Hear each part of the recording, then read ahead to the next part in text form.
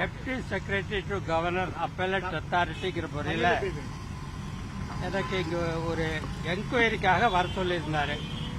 என்ன என்கொயரினா, அது போன வருஷம் ஆகஸ்ட் மாசத்துல ரவி தனிப்பட்ட முறையில், கவர்னர்ங்கிற முறையில் இல்ல, தனிப்பட்ட முறையில் ஒரு விழாவில் பேசுறப்ப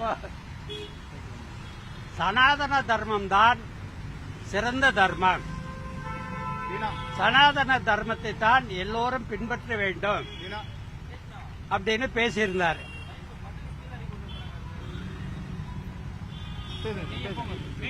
பேசியிருந்தார். சனாதன தர்மம்ங்கிறது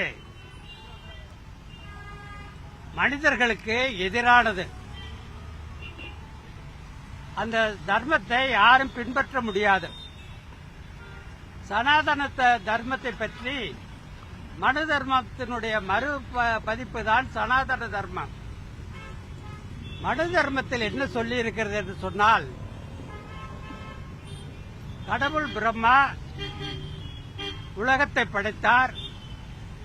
உலகத்தை படைத்ததற்கு பிறகு மனிதர்களை படைத்தார். மனிதர்களை தலையில் இருந்து பிறந்தவர்கள் பிராமணர்கள், தோளில் இருந்து பிறந்தவர்கள் சத்திரியர்கள், இடுப்பில் இருந்து பிறந்தவர்கள் வைசியர்கள், காலில் இருந்து பிறந்தவர்கள் சூத்திரர்கள். சூத்திரர்கள் எல்லாம் பிராமணர்களுக்கு சேவை செய்ய கடமைப்பட்டவர்கள். சூத்திரர்கள் படிக்கக்கூடாது.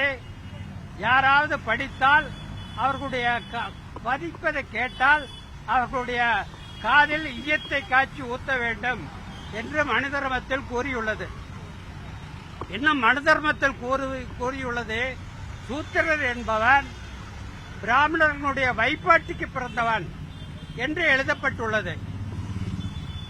இந்த சனாதன தர்மத்தை நாம் ஏற்றுக்கொள்ள முடியாது. ஆகவேதான் கேட்டேன் அவரிடத்தில். ஒரு 15 கேள்விகள் கேட்டிருந்தேன். நான் 19/8/2022 19 கேள்விகள் கேட்டிருந்தேன். சனாதன தர்மம் என்றால் என்ன? சனாதன தர்மத்தை கொண்டு வந்தவர் யார்? அது எந்த இலக்கியத்தில் சொல்லப்பட்டிருக்கிறது? தமிழ் இலக்கியத்தில் அது போன்ற சனாதன தர்மம் எங்காவது இருக்கிறதா? இந்து மதம் என்பது எப்பொழுது கண்டுபிடிக்கப்பட்டது? அதனுடைய தலைவர் யார்? இந்து என்றால் அதனுடைய பொருள் என்ன என்றெல்லாம் ஒரு 19 கேள்விகள் கேட்டிருந்தேன். சனாதன தர்மத்தை பற்றி பேசுகின்றவருக்கு அந்த சனாதன தர்மம் என்றால் என்ன என்று தெரிந்திருக்க வேண்டும். ஆகவே இந்த 19 கேள்விகளுக்கு பதில் சொல்ல வேண்டும் என்று கேட்டிருந்தேன்.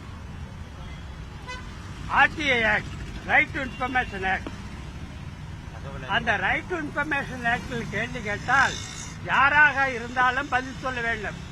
பிரசிடென்ட் ஆஃப் இந்தியாவாக இருந்தாலும் சரி, பிரைம் மினிஸ்டராக இருந்தாலும் சரி, கவர்னராக இருந்தாலும் சரி, பதில் சொல்லியாக வேண்டும். பதில் சொல்லாமல் இருக்க முடியாது. பதில் சொல்லாமல் இருந்தால் 2000 ரூபாய் அபராதம் போடுவதற்கு நீதிமன்றத்திற்கு அதிகாரம் இருக்கிறது.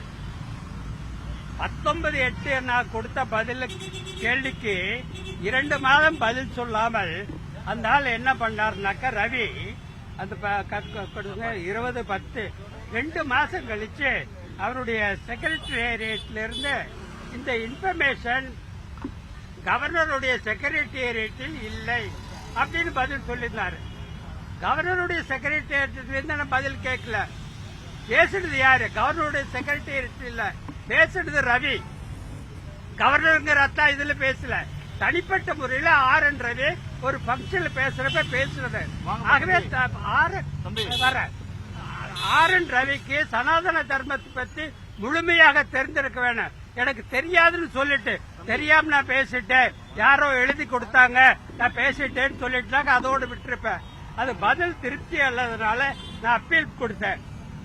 அப்பீல் கொடுத்துறாக்க அப்பீலட் அத்தாரிட்டி பதில் கொடுக்கவே இல்லை. பதில் கொடுக்காதனால ஹைகோர்ட்ல நான் கேஸ் போட்டேன். கேஸ் போட்டதுக்கு அப்புறம் அவர் ஹைகோர்ட்ல திறந்து போட்டார். அவரு போட்டு 3 மாசத்துல என்னுடைய அப்பீலுக்கு வந்து பதில் சொல்லணும்னு சொல்லியிருந்தாங்க. அதுக்காகத்தான் இன்னைக்கு விசாரணைக்கு வந்திருக்காங்க. இன்னைக்கு வந்து appellate authority deputy Prasanna Ramasamy, deputy secretary to governor appellate authority, அவர் இன்னைக்கு வர சொல்லியிருந்தாரு. அதை பற்றி அவரிடத்துல முழுமையாக நான் இன்னைக்கு பேசிக்கிறேன். இதற்கு வந்து செக்ரட்டரியேட்ல இருந்து பதில் கேட்கல, கவர்னர் பதில் சொல்லணும். நான் கேள்வி கேட்டது கவர்னர் RN ரவிக்கு தான் கேள்வி கேட்டிருக்கிறேன்.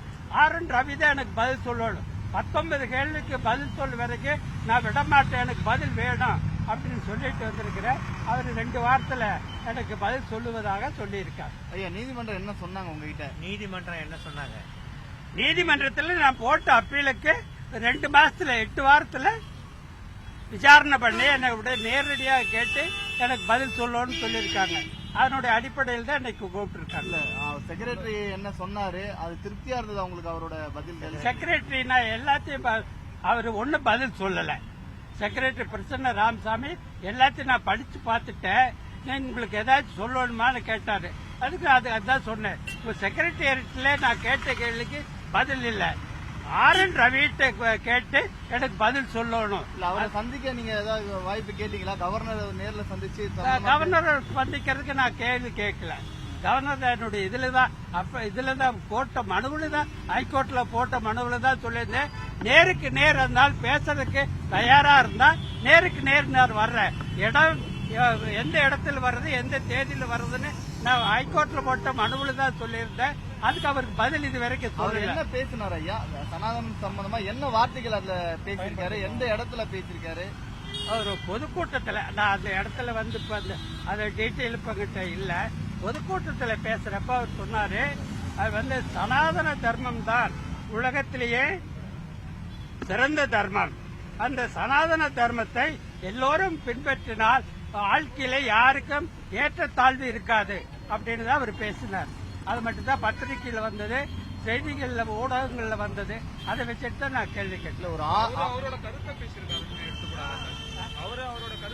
அந்த கருத்தை பேசுறதுக்கு RN ரவி கவர்னருடைய உரிமை கிடையாது. அந்த ஆளை பிடிச்ச அன்டச்சபிலிட்டி ஆக்ட்ல வந்து உள்ள தள்ளணும். ஏன்னா சனாதன தர்மத்தில் சொல்றா 4 ஜாதி இருக்குது, சூத்திரன் தாழ்ந்த ஜாதின்னு சொல்லி இருக்குது. அதை பேசுறதுக்கு உலகத்துல எவனுக்கு இந்தியாவில் அதிகாரம் கிடையாது.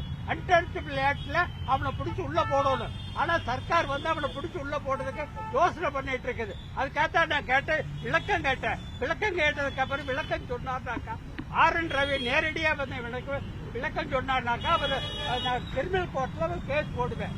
கிரிமினல் கோர்ட்ல கேஸ் போடுறதுக்கு அவருக்கு வந்து 326 அவருக்கு கான்ஸ்டிடியூஷன்ல அவருக்கு வந்து இம்யூனிட்டி இருக்குது.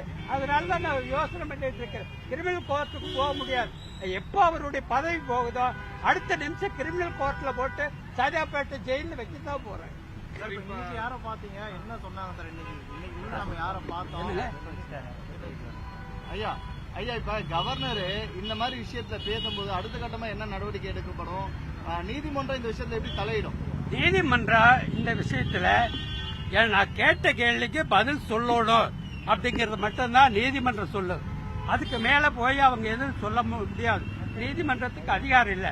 கவர்னருக்கு வந்து அரசியல் சட்ட பிரகாரம் ஒரு இம்யூனிட்டி இருக்குது. அந்த இம்யூனிட்டி வச்சுட்டு அவர் மேல நீதிமன்றத்தில் வழக்கு தொடர முடியாது. அதை காரணம் காட்டிட்டு அவர் பேசாம உட்கார்ந்துட்டு இருக்காரு. அது எவ்வளவு நாளைக்கு செல்லும்னாக்கா அவர் ரிட்டையர் ஆகிற வரைக்கும் செல்லும். அதுக்கு மேல நீதிமன்றம் தலையிடும்.